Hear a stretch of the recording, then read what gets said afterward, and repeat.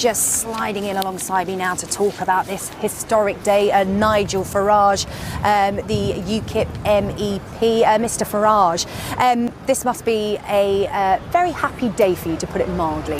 Yeah, it's been a long journey. 25 years I've been campaigning on this and standing in elections and making these arguments, and I guess the honest truth is for the first 22 or 23 years it was a real minority sport. You know, we were laughed at, abused, it was an impossible dream, and hey, here we are, it's happening, and at 12:30 today we passed the point of no return. There'll be lots of arguments about the deal, the negotiations, but the big story is, after today, we are leaving.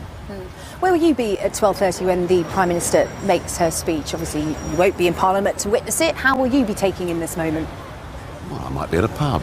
Watching Sky News with a pint? Oh, undoubtedly, yeah. No, it is a big moment, and what I get is this. There are lots of people here in Westminster this morning that are bitter, angry, upset. But actually out there in the country, there is now quite a big acceptance that this has happened and we need to get on with it. And the Prime Minister is calling for the country to come together.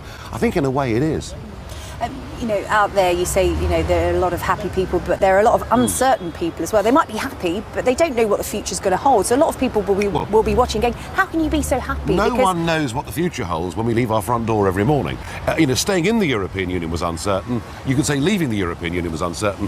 What is for certain is that we're getting back control of our country, and in future, whether we get things right or get things wrong, we will be in charge. You have said that if Brexit proves to be a disaster, you'll leave the country and go live somewhere else, presumably not in Europe. Well, America's doing quite well. America's doing well, yeah. I'm sure you'll be welcome there. You've got a few contacts, haven't you? What would a disastrous Brexit deal look like to you? There just isn't going to be one. The real disaster is youth unemployment in the Mediterranean. The real disaster is the continuing migrant crisis and the fact that European countries now are really being very unpleasant towards each other.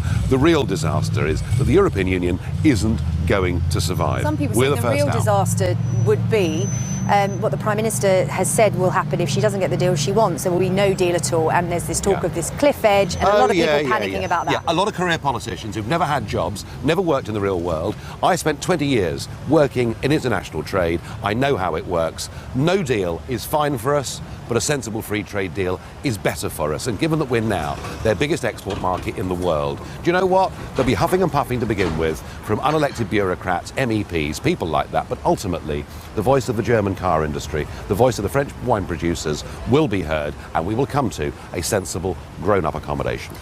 You say you know the inner workings of Brussels better than a lot of people in this building behind me, and a lot is being talked today about tone going into this negotiation. You've been quite bullish with the EU in terms of how you view them and how they're no good for the UK.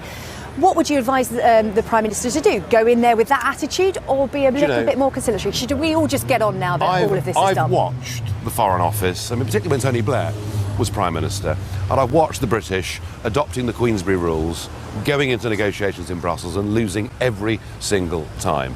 I think the one big concession we should make is we should say all 3.3 million EU citizens living in this country will have their rights respected and recognised. Do that, take the high moral ground, but on everything else, recognise we've got a stronger negotiating hand than they have. OK, and 12:30 today we can find you in the pub watching that speech. Party later, Douglas Carswell invited? No. He'll be with his posh Tory mates. OK, all right. Nigel Farage, good to speak to you here on Sunrise this morning. Thank you very much. Ladies and gentlemen, we're calling time on Britain's membership of the European Union.